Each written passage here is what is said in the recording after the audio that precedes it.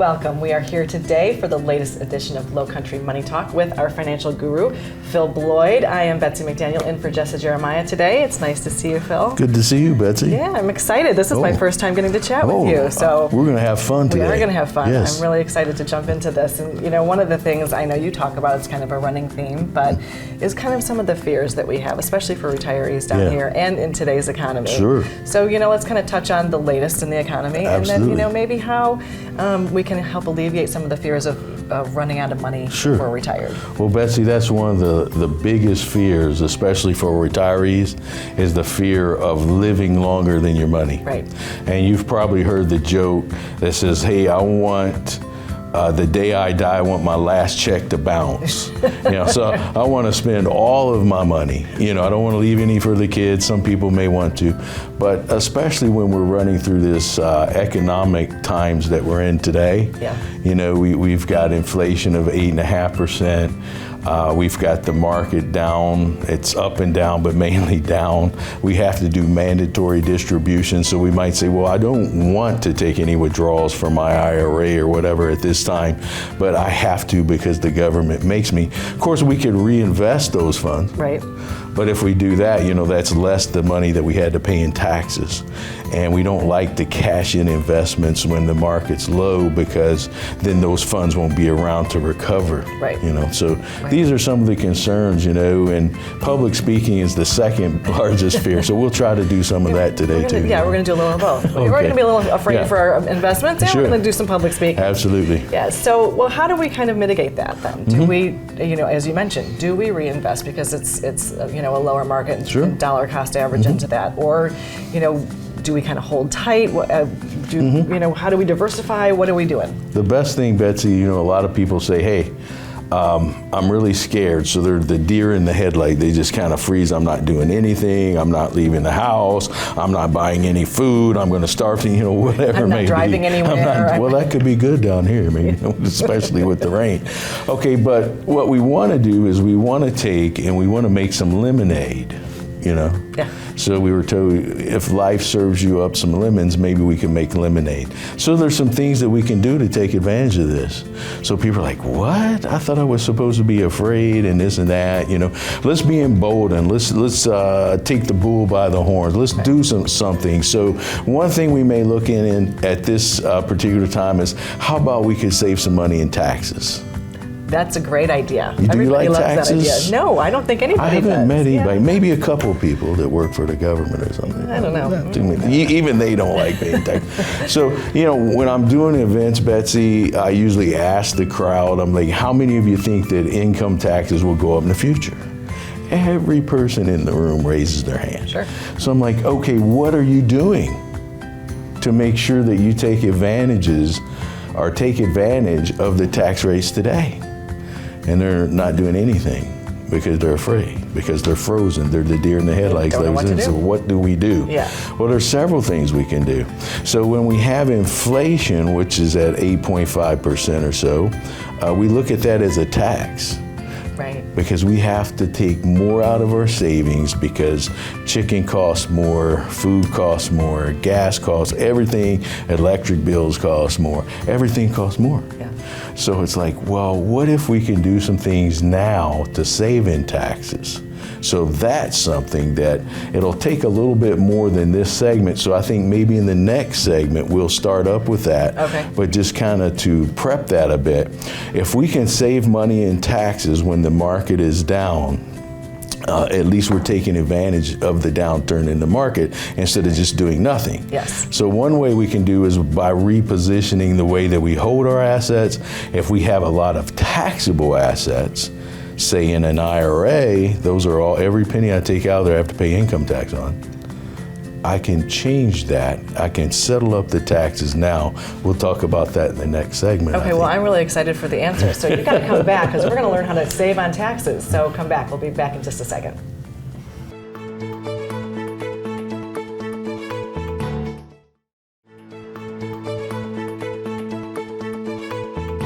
Welcome back to Lowcountry Money Talk. When we left you, we were on the verge of learning how we might save on taxes. So that's where we're going to start. We're going to jump right in back to how we can do that. All right, let's talk about it. Okay, Betsy, so here's the thing. with the market being down and probably continuing that for a while. In the past, we had talked about, on average, when we go into bear markets, they usually last about a year and a half. Okay. And usually the S&P 500 index can go down as much as 40%. Huge number, huge number. Yeah, and usually it does make you scary a little bit, huh? Yeah, a little bit like that. So take your portfolio now, the total, and deduct maybe another, I don't know, 25%. Okay, that's a little scary. Yes. So what we want to do is see, you know, this is maybe a little bit longer. We live in the world of instant gratification, right? So this market may be around a while. Okay. So we need a plan to take care of things and take advantage of it while we're going through this. It can take up to 5 years to, you know, get back to where we were on our holdings. Right. So we do need a plan. And you, as before we started filming this segment, you were talking about that the tax code that's in place right now is there until 2025. So right. It might be prudent to have a plan that takes you through 2025. And as a financial advisor, how do you kind of guide somebody Sure. to make that plan? Okay, Betsy, what I like and what I learned when I was in the military over here in Beaufort for a long time. So what I learned is that if we designed a plan, it lowers stress. Yeah. Because when we're hit with, oh yeah, we already have a plan for that, you know, we're expecting this or whatever, then we don't get as hyped up when the media is like, oh, the market dropped 500 points today or 3, you know. So the one thing we'll say is this current tax code, income tax code, that we're under expires, the last tax year is 2025. Okay. So we've got a few years that we can work with the lower taxes. Once it sunsets, it'll just go back to the way it was. So it's an automatic tax increase. So one thing we may look at is if I have money that is due to be taxed, and right now we're at a lower tax, I may figure ways, hey, can I go ahead and pay taxes on that now? Okay. So that I don't have to pay taxes on it when taxes go up. So I'll go back to what I mentioned, Betsy, at our seminar, is that, you know, when we're in that room and I say, how many people think income taxes will be higher in the future than they are now? Everybody raises their hand. Okay, so here's something we might do to be a little proactive. You have a few advantages today. We have a big disadvantage because the market's down, but we can turn that into an advantage. Right. So let's get the lemonade. So one thing, if I have a stock that's depressed, but it's a good stock, and I'm planning on keeping that stock, and it's in the form of an IRA, why don't I want to go ahead and pay taxes on that stock now? Because I believe that eventually the market will recover. And that one's going back up. And it's going back up. So if, as an example, if I had $20,000 in that stock today, and it was $30,000, I can pay taxes on $20,000, and when it recovers, I won't pay taxes any longer.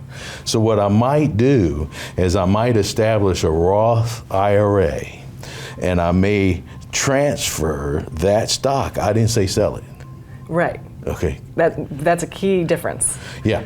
We don't like selling low. We don't want to sell low. No. We like buying low. Right. Which we may have that opportunity to. Right. Now we can change things though when they're low, but let's say we take this stock that's depressed and we move it over into a Roth IRA and we pay taxes on it now when it's $20,000. And when it comes back up, we no longer pay taxes on that. So that's a pretty good idea, right? That's a great idea. There's a few strings on it, so you may check with your accountant or CPA on that, but for the most part, really good idea. So that's one way. Okay. And then we can talk about some other ways when we come back. We'll keep this tax train going. I like that. Okay. I like that a lot. And you know what? Something I want to touch on too, Mitt, when we come back is, you know, you talked about having a plan and how that alleviates stress. Yes. Let's talk about somebody who maybe doesn't have a plan and they are later in life.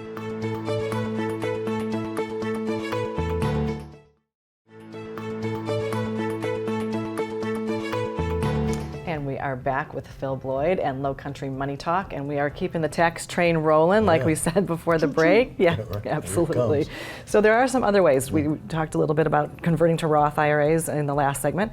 Let's talk about some other ways we can kind of alleviate some of those taxes. All right. So one thing I find, Betsy, is people tend to have too much in their checking account or savings account. There's a lot of problems with that, but people like that because it gives them that security. Right.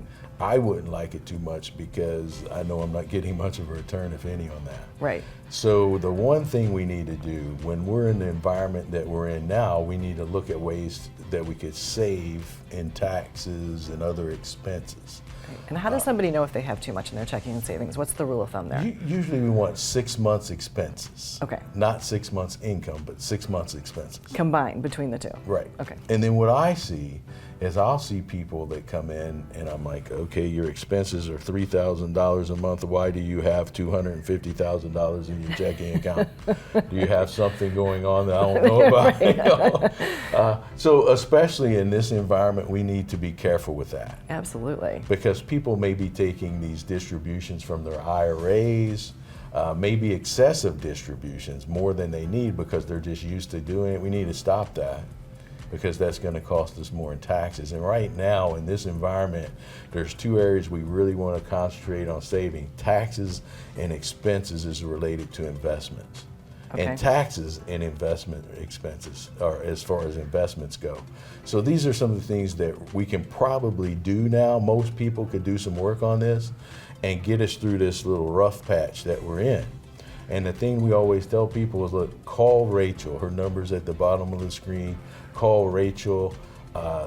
Tell her, hey, I need to come in and have an analysis done. I think maybe I'm paying too much in taxes or expenses, and we'll provide that analysis for you at no cost. You come in, check it out. If you're fine, we'll say, hey, you're good to go, but at least you'll know. Yeah, and that's half the battle. A lot of people knowing. know. Yeah. And well, so let's talk about, you mentioned distributions, because you do at 72 plus, you have to have your required distribution every Right. year. But there's a way that you can get around putting that Sure. into your checking and savings account if you don't need to. Let's talk about that. So let's say I'm contributing to a charity. I'm over 70 and a half, but maybe I'm 72 and I have to take required minimum distributions. I don't really need the distribution. But let's say I'm used to just writing checks out of my checking account every time I go to church, and over time, maybe for the year, I'm donating $5,000 or more to charity. Well, I can have the $5,000 come directly out of my IRA and go directly to my charity, and then it doesn't count as taxable towards me. But it will count towards the required minimum distribution. So why would you just, write checks out of your checking account that you've already paid taxes on?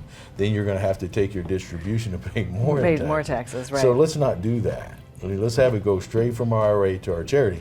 And even if you're over 70 and a half, you can still do that. Even if you're not taking the mandated distributions, but you're writing a charity, have it go from your IRA. And the reason I want you to do that is because you're accumulating too much in your checking savings. Right. And you need to use that money in your checking and savings for your income because you've already paid taxes on that. Right. And if your checking and saving is more than 6 months expenses, slow down where all your income's coming in. Maybe you're cashing out certain equities to take income, but you have too much in your checking and savings. Maybe you're taking too much out of your IRA. I want you to stop doing that. Okay. It sounds like a good idea Please. to me. Okay, so stop doing that because this is also going to raise your taxes. So right now, if we can shift over that income and where we're taking our income to a lower tax strategy, let's do that. But let's. Yeah. Yeah, I think that sounds like Yeah. a great idea.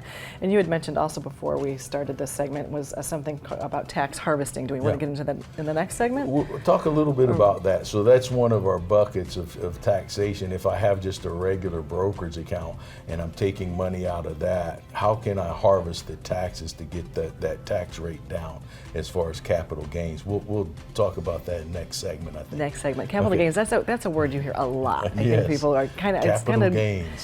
maybe tricky for some people to navigate that. So Yeah. I think that'll be a great topic for the Let's next do it. segment. Let's Okay. do that. All right, and we'll be back with more Lowcountry Money Talk in just a second.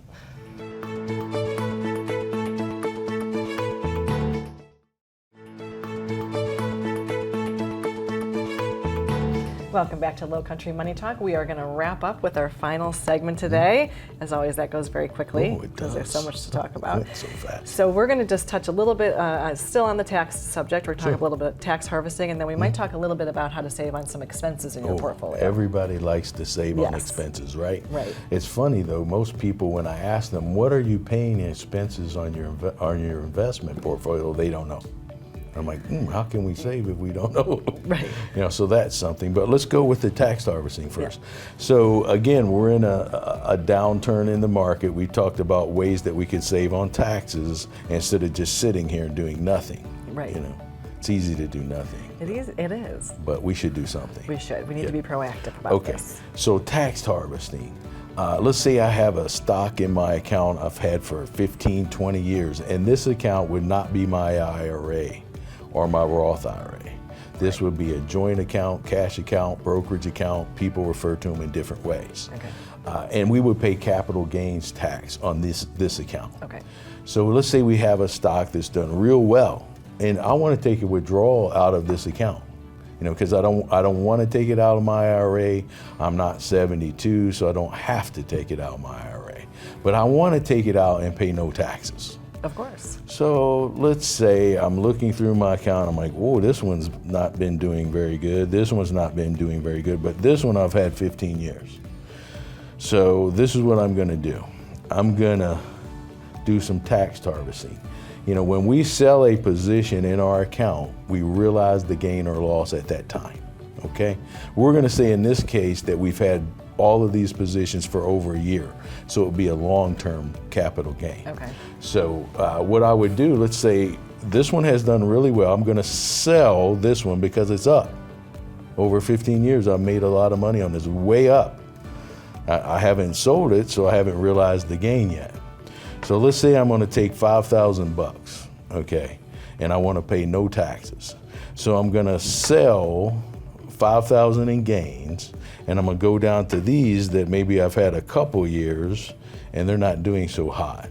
So I'm going to sell $5,000 here, and that will offset my gain. So in essence, that is a zero transaction. Right. So we like the tax harvesting when we can do it. We don't like losses.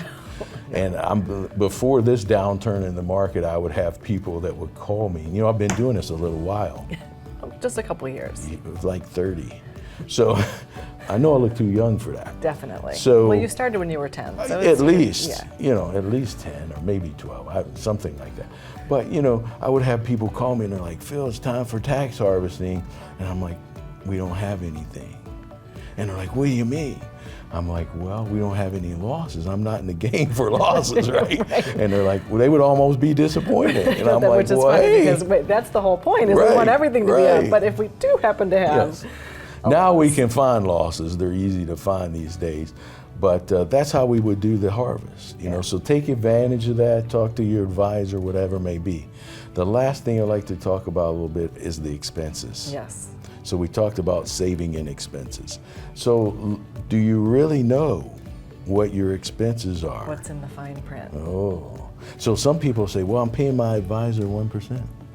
I'm like, oh, okay, so that's all you're paying in fees. Oh, I think so. I'm like, oh, you think so? You better know so. You better know. So very few people do. I mean, I don't know if I've met a few that do, really. So the one thing we want to look at, we ask people, if you want to know what your expenses are, call Rachel. We have an analysis that we can do. It'll show you all your portfolio expenses. Many people, Betsy, they think, well, I'm paying my advisor 1%, so that's my fee. Right. And I'm like, well, wait a minute. Let's see what you have in your portfolio. That's why I always ask people, when you come in, make sure you bring your statement. Not your printout from your, a lot of these guys like to do their spreadsheets. That's fine, but I want your actual statement because it's going to tell me everything I need to know.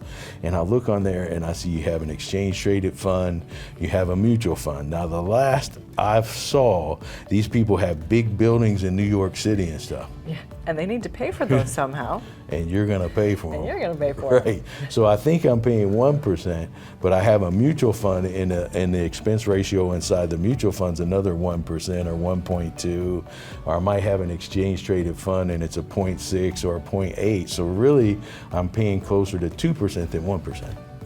And we don't want to do that. Don't want to do that. So we need to save to come money. to you. We need to come to Rachel and get our analysis. That's what I would do. That sounds like a great idea to me. That's a start. It is a start. Why not? Well, Phil, it was a pleasure to be with you Thanks today. for being Always here. wonderful information. Thank you so much. Yes. And thank you for joining us for Lowcountry Money Talk, and we'll see you next time.